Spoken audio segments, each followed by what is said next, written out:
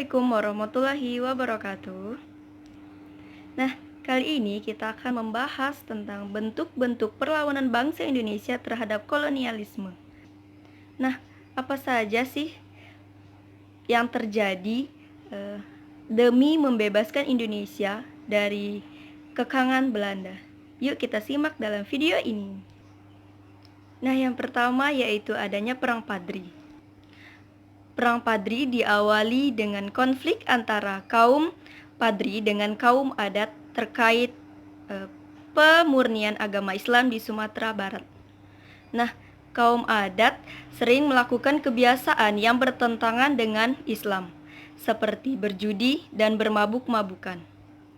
Nah, kaum Padri yang terdiri dari para ulama menasehati kaum adat untuk menghentikan kebiasaan tersebut.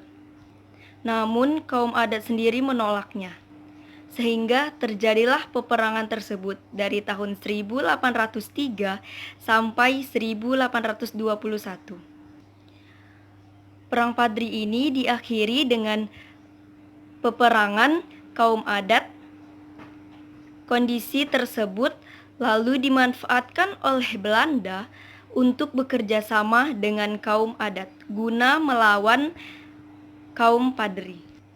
Nah, kita tahu bahwa Belanda sangat memanfaatkan dan tujuan Belanda itu datang ke Indonesia untuk menguasai wilayah Sumatera Barat. Salah satu tokoh pemimpin kaum Padri adalah Tuanku Imam Bonjol.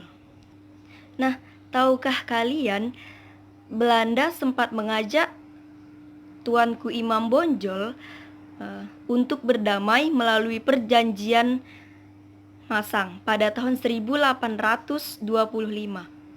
Namun, tipu muslihat tersebut akhirnya membawa kaum Padri dan kaum adat semua pada kekalahan. Nah, pada fase ini perang berlangsung pada tahun 1821 sampai 1838. Nah, Tuanku Imam Bonjol lalu mengajak kaum adat agar menyadari tipuan Belanda dan akhirnya bersatu melawan Belanda. Nah, perang ini diakhiri dengan kekalahan di pihak Padri dan adat karena militer Belanda yang sangat kuat. Nah, yang kedua yaitu Perang Patimura. Pada tahun 1817, Belanda juga berusaha menguasai Maluku dengan monopoli perdagangan. Rakyat Maluku yang dipimpin oleh Thomas Matuleix atau Kapten Patimura menolak dan melakukan perlawanan terhadap Belanda. Nah, pertempuran sengit terjadi di benteng Duurstede, Saparua. Nah, Belanda mengarahkan pasukan secara besar-besaran rakyat Maluku hingga terdesak. Perlawanan rakyat Maluku melemah akibat tertangkapnya Kapten Patimura dan Marta Kristiani Tiahahu. Nah, selanjutnya yaitu ada Perang Diponegoro. Perang Diponegoro adalah perang terbesar yang dialami oleh Belanda. Perlawanan ini dipimpin oleh Pangeran Diponegoro yang didukung pihak istana, kaum ulama, dan rakyat Yogyakarta. Nah, perang ini terjadi karena Belanda memasang patok-patok jalan yang melalui makam leluhur Pangeran Diponegoro.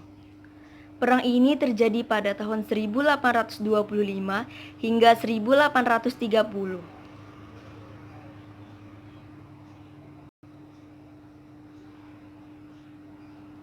Nah, pada tahun 1827, Belanda memakai siasat perang yang bernama Benteng Stelsel, yaitu setiap daerah yang dikuasai dan didirikan benteng untuk menguasai daerah sekitarnya.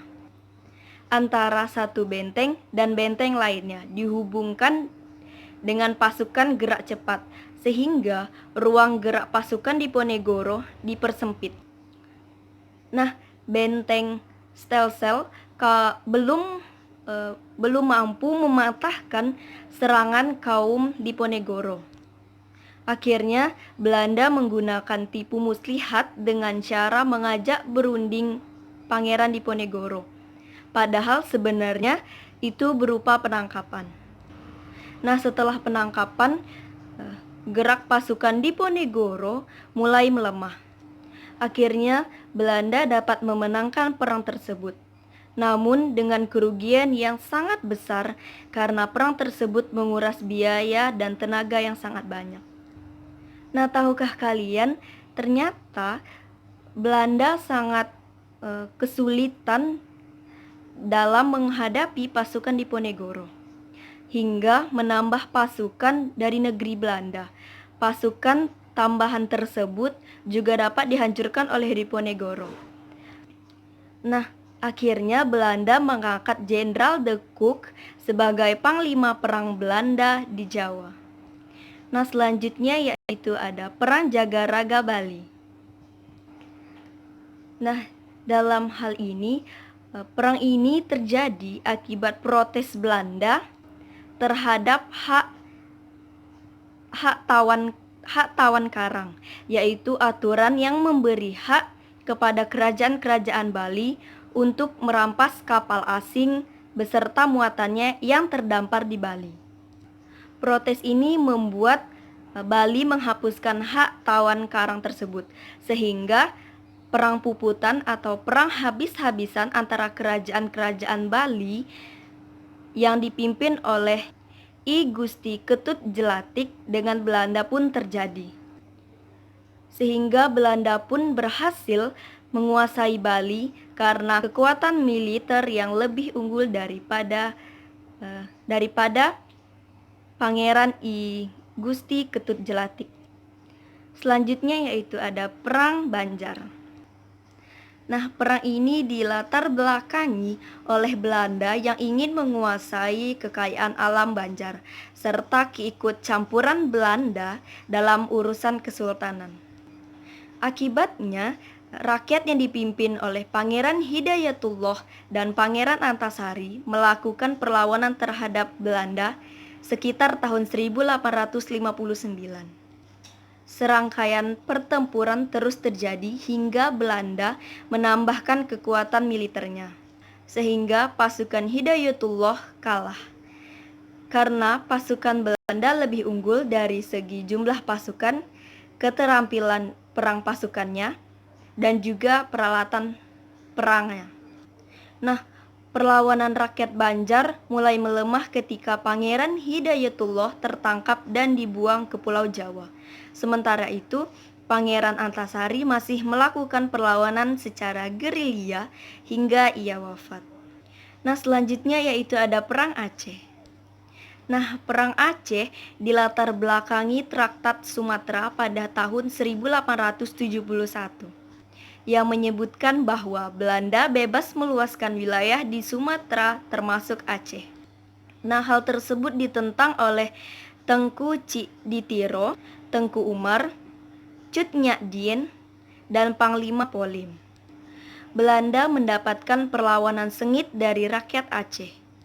Rakyat Aceh berperang dengan jihad, sehingga semangatnya untuk melawan Belanda sangatlah kuat. Nah, untuk menghadapinya, Belanda mengutus Snoeck Roach untuk meneliti budaya dan karakter rakyat Aceh. Ia menyarankan agar pemerintahan Belanda menggepur pertahanan Aceh bertubi-tubi agar mental rakyat semakin terkikis dan memecah belah rakyat Aceh menjadi beberapa kelompok. Nah, tahukah kalian, taktik dari Snoeck Roach berhasil mengurangi perlawanan rakyat Aceh, sehingga secara perlahan Belanda mendapatkan menguasai Aceh pada awal tahun 1900-an. Selanjutnya ada perlawanan rakyat Batak. Perlawanan rakyat Perlawanan rakyat Batak dipimpin oleh Sisingamangaraja XII. Latar belakang perlawanan ini adalah Belanda berusaha menguasai seluruh tanah Batak dan disertai dengan penyebaran agama Kristen.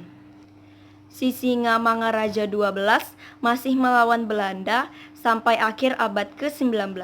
Namun gerak pasukan Sisingamangaraja XII semakin menyempit. Pada akhirnya Sisingamangaraja XII wafat ditembak Serdadu Morses dan Belanda menguasai tanah Batak.